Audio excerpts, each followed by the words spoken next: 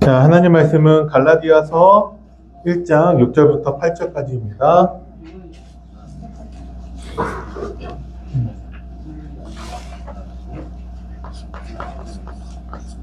성경에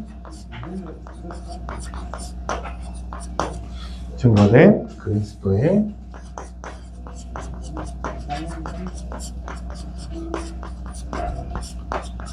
복음, 갈라디아서 1장 6절부터 8절까지 말씀 제가 봉독해 드리겠습니다. 그리스도의 은혜로 너희를 부르신 이를 이같이 속히 떠나 다른 복음을 따르는 것을 내가 이상하게 여기노라. 다른 복음은 없나니 다만 어떤 사람들이 너희를 교란하여 그리스도의 복음을 변하게 하려 함이라. 그러나 우리나 혹은 하늘로부터 온 천사라도 우리가 너희에게 전한 복음 외에 다른 복음을 전하면 저주를 받을지어다. 아멘. 자, 오늘이 무슨 날이죠? 추수 감사주일. 그죠? 여러분들에게 오늘은 오늘뿐만 아니라 우리가 매일 그래야겠지만 특별히 감사가 넘치는 날이 되기를 바랍니다. 그런데 진정한 감사를 먼저 말씀을 하셨죠. 진정한 감사가 무엇이냐?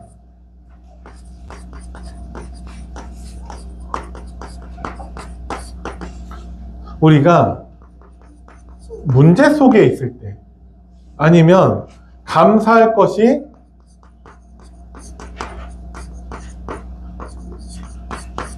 없을 때 드리는 감사가 진정한 감사라고 말씀을 하셨습니다. 왜 그러냐? 자, 여러분들, 우리는 감사가 먼저예요. 이게 그리스도인입니다. 일반 사람들은 어떠한 조건이 충족이 되면 예를 들어서 내가 돈을 많이 벌고 어떤 시험에 합격하고 좋은 대학에 가고 내 병에 걸렸지만 나았고 뭔가 나한테 유익이 되고 도움이 될 때 그 조건이 충족될 때만 감사하려고 하고 있어요. 우리는 왜 하나님께 감사해야 됩니까? 하나님이 우리를 구원해 주셨기 때문에. 그죠? 감사가 먼저예요. 우리가 받은 그 구원의 그 진정한 의미를 안다면 날마다 감사가 넘쳐야 됩니다. 근데 감사하지 않는 이유는 뭐죠? 그게 잘 뭔지 모르는 거예요, 그냥. 구원받았다라는 것이, 하나님의 사랑과 은혜라는 것이 뭔지 잘 모르면 우리가 그것을 받았음에도 불구하고 감사가 없는 거죠. 저희 처가에 가면은 참 감사하게도 저희 장인어른이 하나한테 돈을 주세요. 매일. 그것도 5만 원짜리를 주셔. 매일 주세요. 일주일이 있다 그러면 적어도 35만 원을 얘는 버는 거예요. 근데 하나는 별로 감사한 게 없어요. 왜? 그게 뭔지 몰라. 어른들의 반응이 하는 그게 있어서 이게 뭔가 의미 있는 거구나는 아는데 별로 감사하지 않아요. 그래서 어떻게 하냐? 자기 자동차 장난감 여기 앉는 데를 열어서 거기다가 집어넣어요. 그리고 끝이야. 근데 사탕을 준다. 그러면 막 난리나. 막 갑자기 춤추고 막 되게 좋아해요. 우리가 받은 그 구원의 의미, 하나님의 사랑과 은혜를 모른다면 내 삶 속에서 감사, 예배에 대한 감격, 이런 것들은 나타나지 않아요. 그래서 여러분들을 돌아보고 여러분들이 정말 감사가 회복되는 날이 되기를 바랍니다. 자, 오늘은 오직 그리스도 두 번째 내용을 가지고 우리에게 말씀을 주시는데, 예수님은 어떤 분이냐? 어떤 분이신가? 예수님을 우리는 오랜 시간 동안에 이렇게 말씀을 했었죠. 모든 문제 해결자. 이 말이 맞냐 틀리냐? 맞죠. 오늘 이게 틀렸다라는 게 아니에요. 예수님 모든 문제 해결하셨죠. 왜요?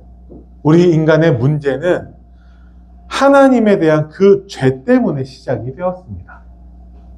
심지어 첫 인간은 벌거벗고 있었는데도 불구하고 부끄러움을 느끼지 않았어요. 근데 죄 이후에 수치감이 온 거죠. 모든 문제가 그 죄로부터 시작되었습니다. 예수님은 그 죄 문제를 해결하셨기 때문에 모든 문제를 해결하셨다라는 것이 맞죠. 그런데 뭐가 문제라는 거예요? 자꾸 예수님을 내 문제 해결하는 도구로 쓰려고 한다라는 거예요. 그거는 틀렸다라는 것이죠. 예수님은 우리의 왕이시고 주인이고 목자세요. 우리가 만약에 날씨가 추워지니까 감기에 걸릴 수 있잖아요. 예수님 감기 해결해 주세요. 치유해 주세요. 안 해주신다고 우리가 불평하고 원망할 게 있나요? 예수님은 우리 감기 해결하려고 이 땅에 오신 분이 아니에요.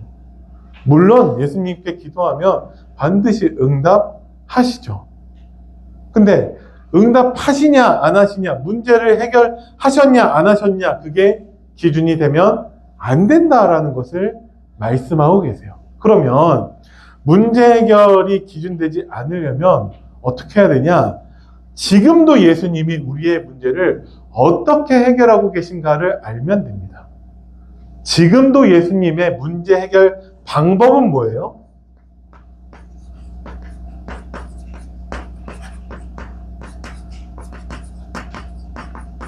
말씀 성취입니다. 이렇게 우리의 문제를 해결하세요. 그래서 우리는 여기에 초점을 맞추고 이것을 기준 삼아야 되는 것이지, 내 문제 해결, 내 소원 성취가 기준되면은 그건 그냥 종교 생활이에요. 저 절간 다니는 사람들이 그렇게 살고 있고, 무당 찾아다니는 사람들은 전문적으로 그걸 하고 있죠. 자기가 가지고 있는 전 재산을 들여서 무당한테 바치고 그 문제 해결하려고 하고 있어요. 우리는 예수님이 내 문제 해결을 어떻게 하시냐?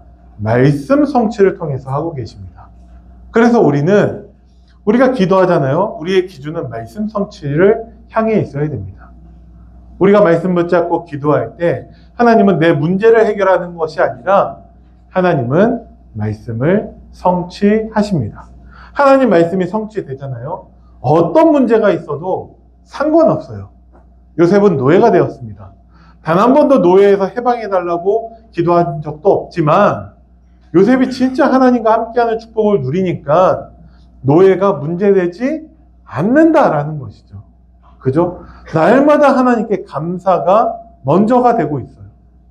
그 응답을 여러분들이 누리시기를 바랍니다. 그래서 성경으로 돌아가서 성경에서 말하는 예수 그리스도를 바르게 알아가는 자로 서야 한다라고 하셨어요. 성경을 알면 알수록 하나님은 지금도 말씀 성취하고 계신다라는 것을 우리가 깨닫게 된다라는 것이죠. 자, 예수님은 우리를 구원하시는 그 사역을 십자가의 죽으심과 부활로 다 완성하셨습니다. 그죠? 이것을 믿는 그 믿음이 여러분들에게 있기를 바랍니다. 십자가의 죽으심과 부활로 율법의 의를 완성하셨고 구약의 메시아의 사역의 약속을 성취하셨습니다. 그죠? 선지자죠. 그리고 죄로 인한 하나님의 진노를 십자가에서 모두 담당하셨습니다. 제사장이죠. 그리고 죄에 삭시되는 사망을 완전히 청산하셨어요. 왕으로 오신 예수 그리스도. 그것을 진짜 믿는다. 그러면 여러분들에게 감사가 회복될 것입니다. 감사가 먼저 되어지는 여러분들 되시기를 바랍니다. 자, 본론입니다. 첫 번째, 우리의 영원한 선지자, 제사장, 왕이신 한 분 예수 그리스도를 믿어야 합니다. 그래서 그리스도의 삼중직에 대해서 말씀하고 계시는 거죠.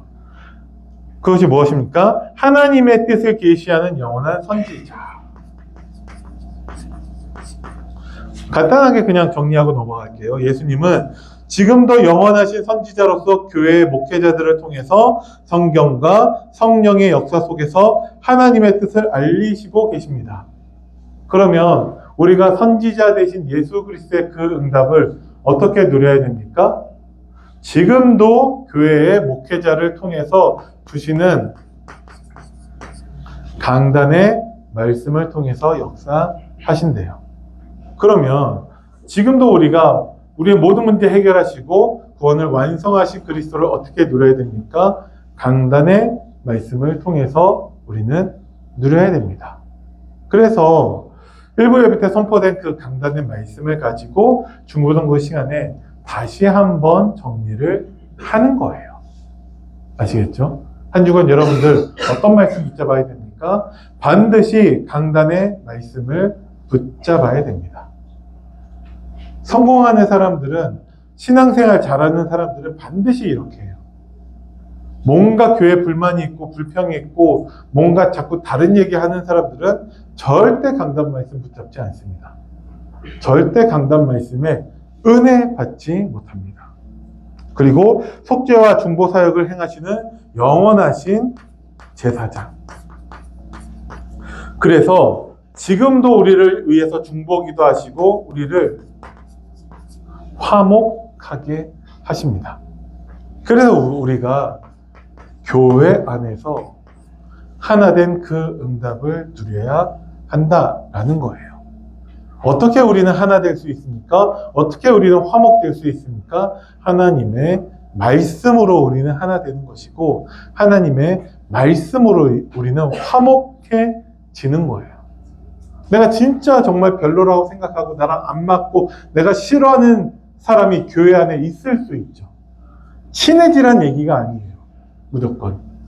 우리가 진짜 하나님 말씀에 집중할 때 우리는 화목해하는 그리스도의 그 사역을 체험할 수 있습니다.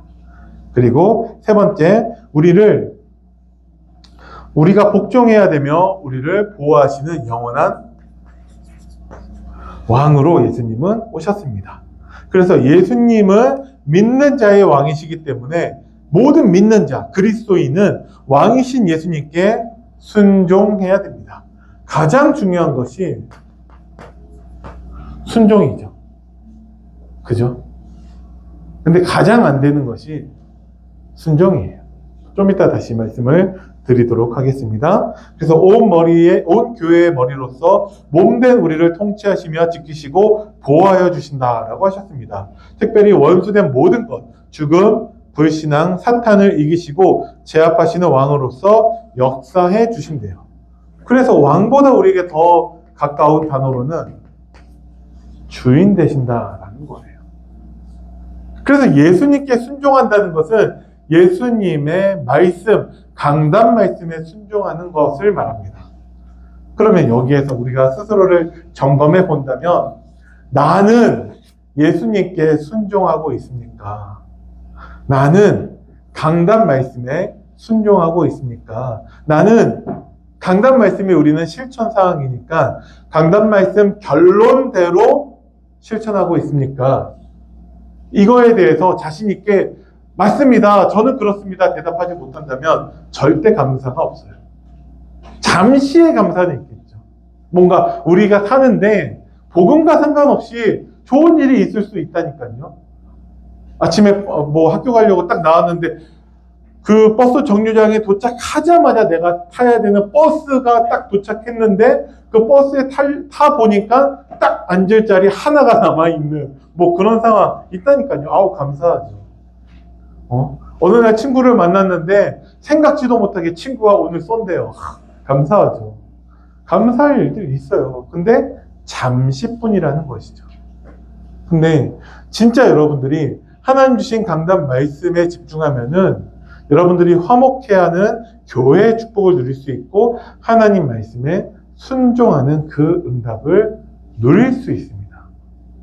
근데 이 모든 것이 안 되는 이유가 뭐예요? 우리가 말씀에 그만큼 집중하지 않는다라는 것이죠. 그래서 우리는 특히 성경에 증거된 그리고 강단 말씀을 통해서 우리에게 주시는 그리스도의 복음을 붙잡아야 합니다. 그죠? 그래서 성경이 기준되지 않은 틀린 복음을 우리는 경계해야 됩니다. 그죠? 진짜 복음은 그리스도의 복음밖에 없어요. 본질을 뒤집어 엎는 변질된 틀린 복음은 믿음과 마음을 혼란에 빠뜨리게 합니다. 그죠?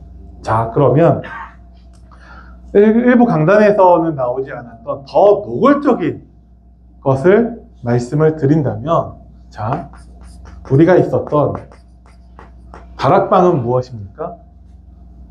다락방은 틀린 복음이라는 거예요. 그죠? 다락방은 틀린 복음이다. 이 말씀을 하고 계신 거예요. 지난주에도 말씀을 하셨죠. 다락방은 잘못된 원죄관을 가지고 있다. 그죠? 사탄 중심의 신학을 하고 있다. 그래서 모든 것을 다 사탄 탓으로 만들어요. 다 사탄에게 속아서. 내가 죄를 지었는데도 불구하고 사탄한테 속아서 그렇게 된 것이다. 라고 하는 것으로 나는 피해자가 되는 거예요. 그래서 많은 목회자들이 범죄를 저질렀는데도 불구하고 잠시 사탄에게 속아서 그런 거다. 그래서 나도 피해자다. 그래서 뭐가 없죠? 회개가 없어요. 책임지지 않아요. 그래서 여전히 강단에 서서 메시지하고 예수가 그리스도다, 모든 문제 끝났다를 떠들고 있죠. 근데 또 그거를 이제 성도들은 듣고 있어요. 그 말은 다 공범이라는 얘기예요. 이제는 다 동조자고. 지금 이 말씀을 하고 계신 거예요. 다락방은 틀렸다. 틀린 복음이다. 그러면 다락방에 속했다 우리는 뭘 해야 되죠? 우리는 회개해야 됩니다. 우리 교회 많은 성도님들이 아직까지 회개하지 않고 있어요. 그래서 왜 다락방 안 좋게 얘기하냐? 성경을 기준으로 해서 틀린 복음이기 때문에 그것을 말하고 있는 거예요. 다락방이 다 틀렸다고 얘기하지 않아요. 맞는 부분도 있죠. 근데 다 똑같은데 끝이 다른 것을 뭐라고 하냐? 그것을 이단이라고 합니다. 그것을 지금 말하고 있는 거예요. 그래서 틀린 것들을 우리는 성경을 기준으로 올바르게 바꿔야 됩니다. 그죠? 근데 이 부분이 안 되는 이유가 무엇인지 아십니까? 틀린 복음은 반드시 심판을 받게 되어져 있습니다. 그런데 이 말씀을 하셨어요. 바울과 같은 사도나 천사와 같은 말씀의 전달자의 권위보다 그 말씀, 복음의 진리성과 권위가 더 위에 있다고요. 그래서 사도 바울이 오늘 갈라디아서 1장 6절에 우리나 천사가 전할지라도 정말 그리스도의 복음 외에 성경이 말씀하고 있는 그 복음 외에 다른 복음을 전하면 다 저주를 받을지어다라고 경고하고 있는 것입니다. 그래서 우리는 회개해야 돼요. 아무리 목회자라 할지라도 다른 복음을 전하고 있다면 틀린 것입니다. 그러면 우리는 회개해야 돼요.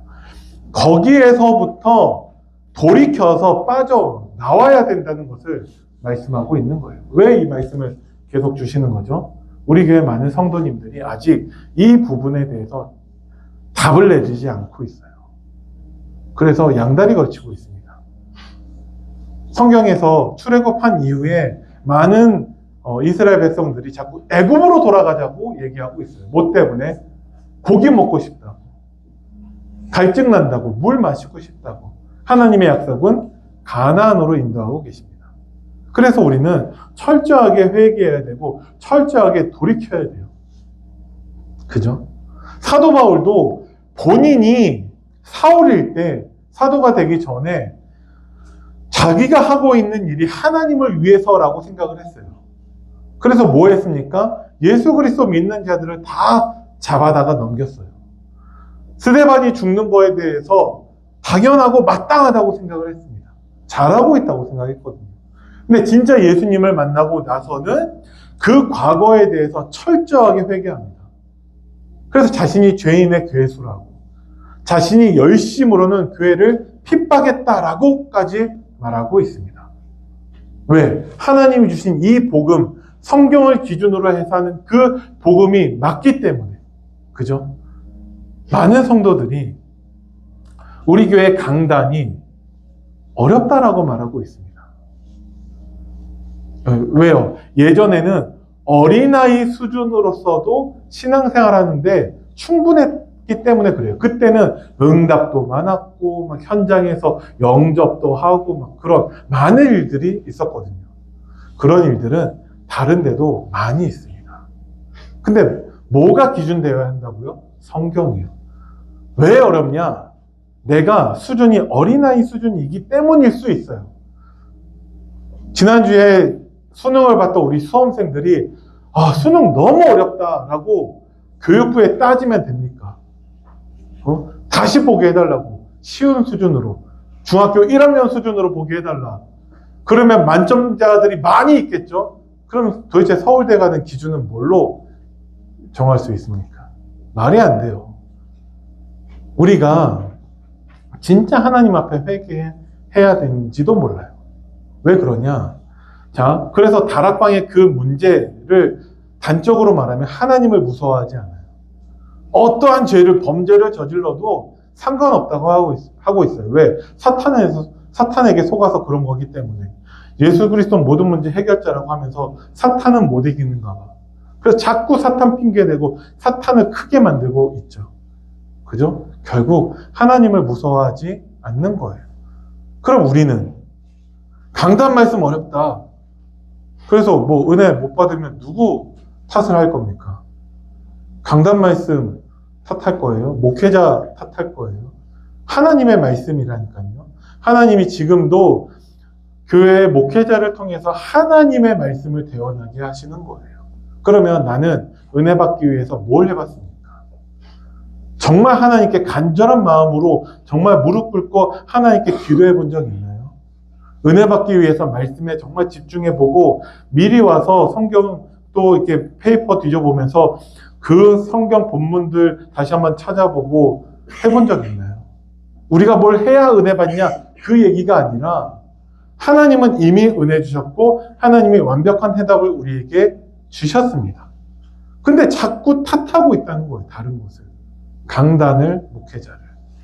뭐죠? 하나님을 무서워하지 않는 것입니다.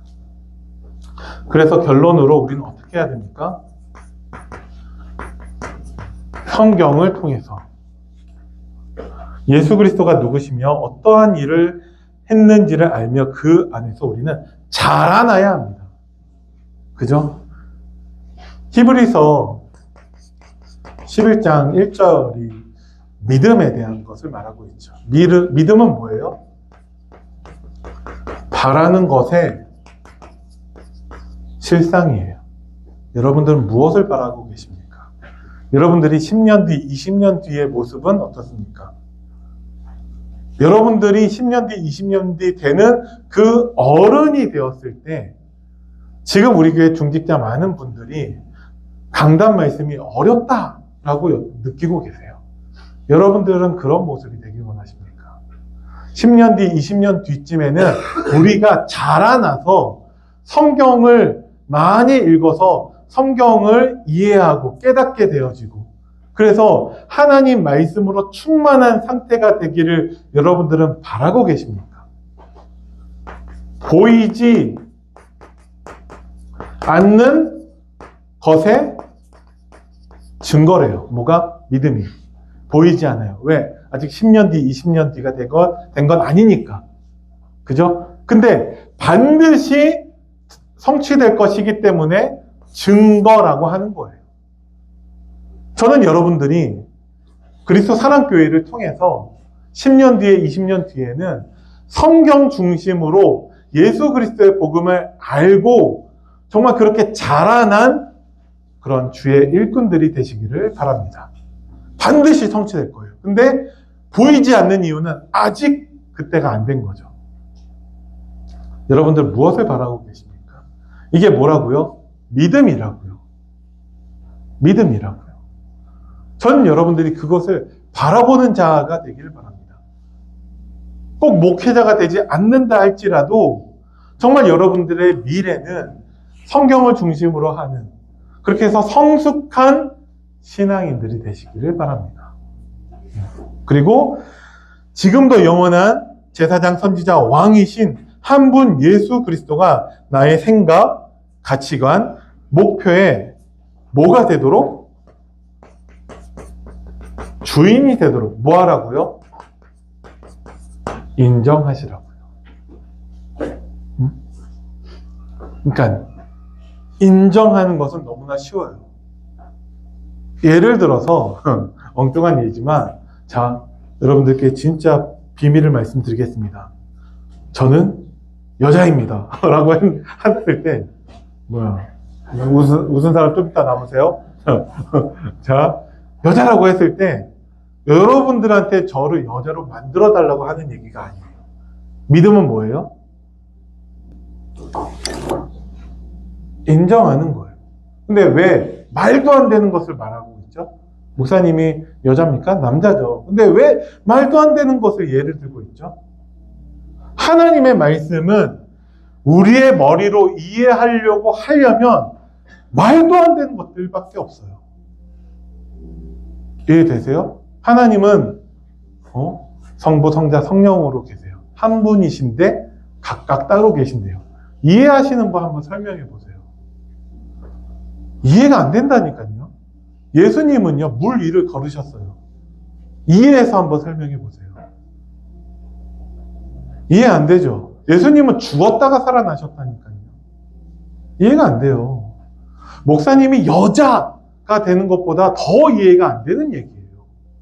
우리의 머리로서 접근하면 그렇다라는 것이죠. 그래서 우리는 하나님의 말씀을 인정하는 거예요. 그게 믿음이고 그게 신앙생활이라는 것이죠. 뭘 인정하라고요? 예수님이 영원한 왕, 제사장, 선지자, 그래서 우리의 주인 되신 것을 인정하라는 것입니다. 그래서 이 말씀을 누가 성취하세요? 예수님이 성취하세요. 근데 왜 우리가 그것을 확인하지 못하죠? 안 믿으니까. 다시 말해서 인정하지 않으니까. 이렇게 놓고 보면 신앙생활은 굉장히 쉬운 겁니다. 아, 하나님이 이렇게 말씀하셨고 역사하시겠구나. 성취하시겠구나. 나를 이 말씀으로 인도하시는구나.